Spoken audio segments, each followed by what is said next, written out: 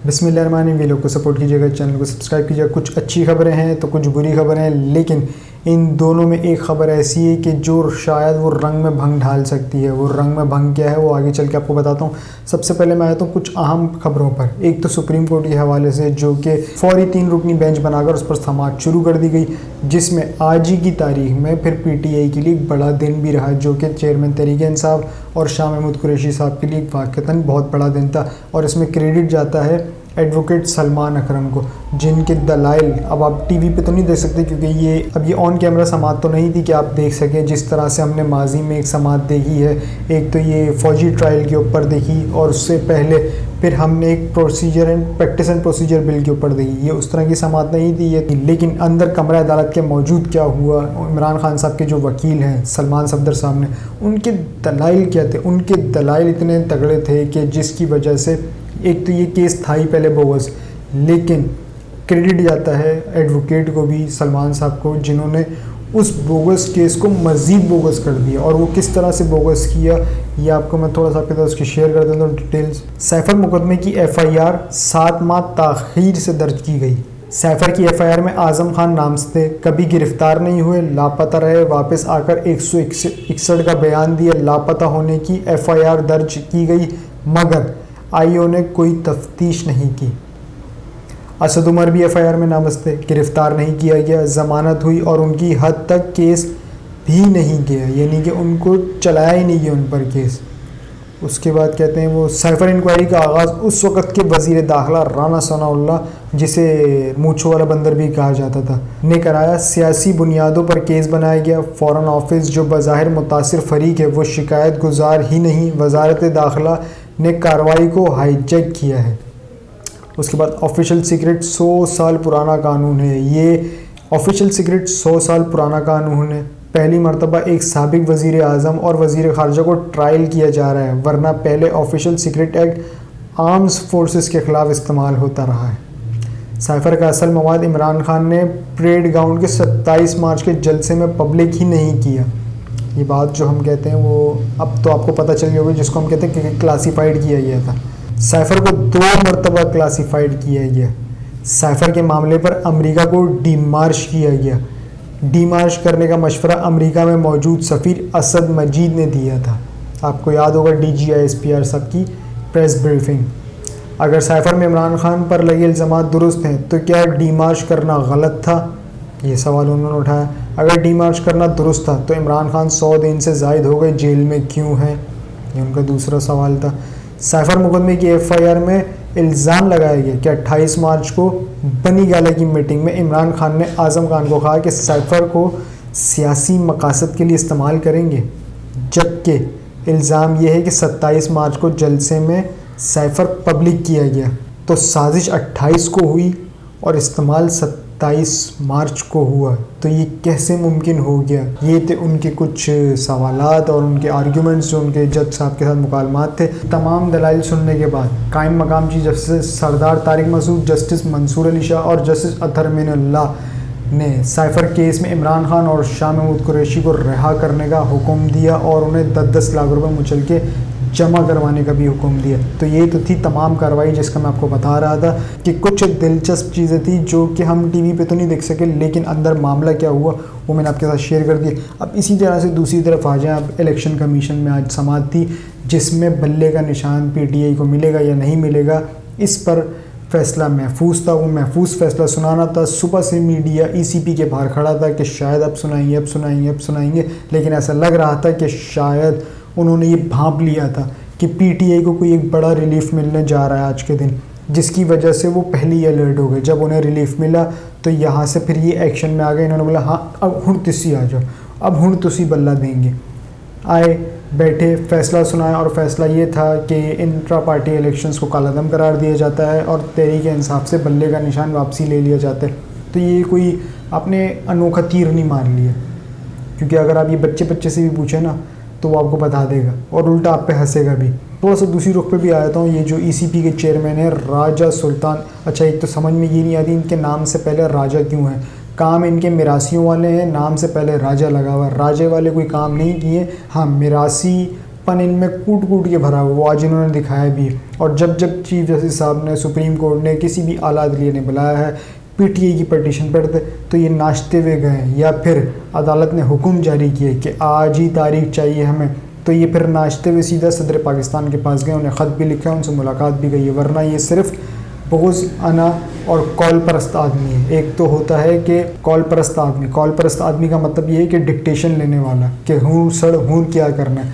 क्यों? क्योंकि ये एक डमी है, इन्हें कंट्रोल्ड कोई और कर रहे हैं। जो इन्हें कंट्रोल कर रहे हैं वो मंजर पे नहीं है, और जो मंजर पर हैं वो कठपुतली है। और कठपुतली के नाम के आगे राजा क्यों? राजा सिर्फ उसके आगे लगता है जो हुक्मरानी कर रहा हो। यानी कि आप इमरान खान के नाम के साथ राजा लगा सकते हो, उठ के खड़ा हो। आप जो आपको कंट्रोल कर रहे हैं उसके नाम के पहले राजा लगा सकते हैं। क्यों? क्योंकि वो आपको कंट्रोल कर रहा है, आप तो उसके नीचे दबे हुए हैं। तो आप राजा वाले तो कोई क्वालिटी नहीं है, तो आपका हम नाम रख देते थोड़ा सा मिरासी राजा सुल्तान साहब। तो मिरासी राजा सुल्तान साहब का जो कारनामा है, आप इनकी शक्ल देख सकते हैं। अगर आप चाहें तो एक अदद दे दें और 5 बंदों को भेज भी दें कि वो भी शर्फ हासिल करे, और आगे वो भी फॉरवर्ड करे, वो भी आगे किसी बोल दे कि आगे 5 बंदे मज़ीद दें और शर्फ हासिल करें।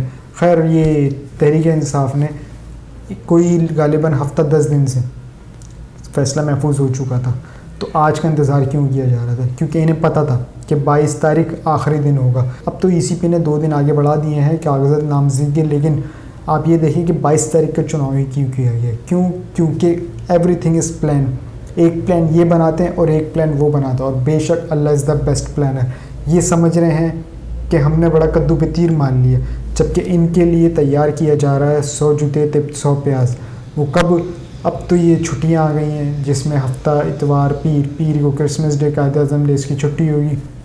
अब आ जाए मंगल पर तहरीक इंसाफ जारी है इसके ख़िलाफ़, ईसीपी के फ़ैसले के ख़िलाफ़ अदालत में, और अपने बल्ले का निशान वापस लेने, जो कि तहरीक इंसाफ को बल्ले का निशान वापस मिल जाएगा। जो अब तक की पूरी सूरत हाल जो दिख रही है उसमें यही लगता है कि तहरीक इंसाफ को बल्ले का निशान वापस मिलना जा रहा है।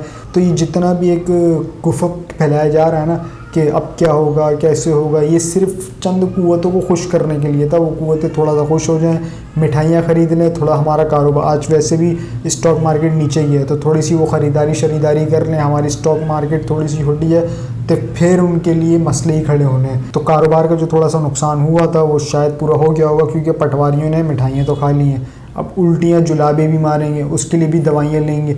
तो ये आपके कारोबार जो आज मंदी हुई है तो वो कवर हो जाएगा इंशाल्लाह। अब थोड़ा सा आ जाते हैं हम इसके ऊपर कि तहरीक इंसाफ अब क्या करने जा रही है। तो तहरीक इंसाफ जा रही है अदालत में, और अदालत में वो मंगल के रोज़ इलेक्शन कमीशन के ख़िलाफ़, इस फैसले के ख़िलाफ़ इसलिए जा रही है, एक तो फ़ैसला पहले महफूज हो गया था और तहरीक इंसाफ बोल के थक गया कि हमारे इंट्रा पार्टी इलेक्शन हो चुके हैं, हमें सर्टिफिकेट दिया जाए। इन्हें सर्टिफिकेट तक नहीं दिया गया। अकबर एस बाबर की एक पटिशन थी कि भाई ये इलेक्शन सही नहीं हुए। अब उस अकबर एस बाबर को कोई भी नहीं जानता, इवन के इलेक्शन कमीशनर भी नहीं जानता होगा। इन्होंने भी गूगल किया होगा कि यार ये अकबर एस बाबर का नाम चल रहा है, ज़रा गूगल करके चेक तो करो ये है कौन। फिर इनको पता चला होगा अच्छा ये पीटीआई का था, उस ज़माने में था, अब है या नहीं है, ये असल सवाल है। अब इस सवाल का जवाब इनको पता चलेगा मंगल के रोज़, और वो मंगल के रोज़ तब पता चलेगा जब इनको 100 जूते तो 100 प्याज पड़ेंगे।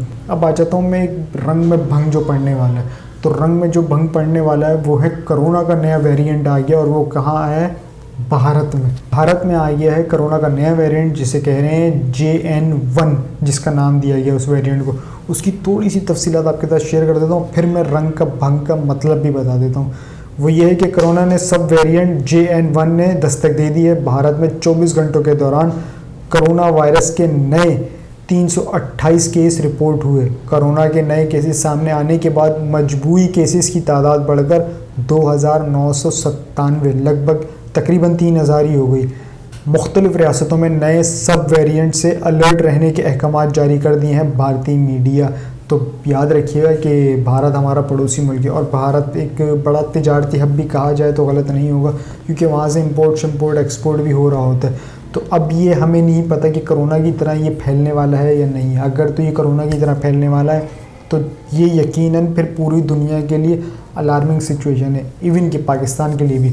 हमारे पास भी लोग आते हैं, क्योंकि जो भारत बिज़नेस कर रहे हैं, ये मैं ये नहीं कह रहा कि पाकिस्तानी बिज़नेस कर रहे हैं, कोई भी कर रहा है, फॉरेनर वगैरह ये वो, जब वो बाहर से बिज़नेस कर रहे हैं, वो ट्रैवलिंग कर रहे हैं, तो यकीनन वो यहाँ भी उनकी कोई ना कोई इन्वेस्टमेंट होगी, यहाँ भी आते होंगे, यहाँ भी कोई ना कोई चीज़ आती होगी। जब वो चीज़ आएगी तो उससे भी फैल सकता है। तो ये पूरी दुनिया के लिए एक अलार्मिंग सिचुएशन है। क्या पाकिस्तान समेत पूरी दुनिया दोबारा लॉकडाउन की तरफ जाएगी? ये आने वाले वक्त में भी देखना होगा, और WHO की रिपोर्ट को देखना होगा कि वो WHO की रिपोर्ट क्या कहती है इस वेरिएंट के बारे में, कि ये ख़तरनाक है या नहीं है। अब ये जो वेरिएंट है ना, ये शायद उन कुव्वतों के लिए एक फ़ायदेमंद एक ट्रम्प कार्ड साबित हो सकता है कि हम इलेक्शन तो वैसे ही डिले करना चाह रहे थे, ये तो चीफ जस्टिस साहब ने रंग में भंग डाल दिया कि नहीं। क्यों? क्योंकि सुप्रीम कोर्ट की सालमियत का मसला है ये। अब सुप्रीम कोर्ट की जब सालमियत का मसला है तो इसमें दो चीज़ों को पहलू बनाया जाएगा। एक तो ये कोरोना, इसको साइड पर रखेंगे इस पत्ते को कि कभी भी फेंक दें भाई कोरोना, तो पैक नहीं हो सकते इलेक्शन। दूसरे कोई दहशतगर्दी के बड़े वाक़यात, अल्लाह ना करे पाकिस्तान में ऐसे हों, क्योंकि पाकिस्तान के लोगों ने बड़ी कुर्बानियाँ दी हैं, चाहे वो सिक्योरिटी फोर्सेस हों या वो हम आम आवाम हों, हमने बड़ी कुर्बानियाँ दी हैं, अल्लाह ना करे ऐसा हो। लेकिन ये पाकिस्तान है मेरे दोस्त, यहाँ रमज़ानों में सिर्फ पकौड़े ही मिलते हैं। वो आपका साबिक वज़ीर आज़म जिसको कुछ पता भी नहीं है, ना हमें पता है, ना आपको पता है, ना कौम को पता है, इवन कि उसको भी नहीं पता कि उसने किया क्या, तो फिर भी वो 100 दिन से ऊपर जेल के अंदर है। तो फिर ये कहना कि इलेक्शन वक्त पर होंगे और शफाफ होंगे, तूने मेरे कान को खुश किया, मैंने तेरे कान को खुश किया। अब तक के लिए इतना ही जी। अपना और इस चैनल का ख्याल रखिएगा, चैनल को सब्सक्राइब ज़रूर कीजिएगा। अल्लाह हाफ़िज़।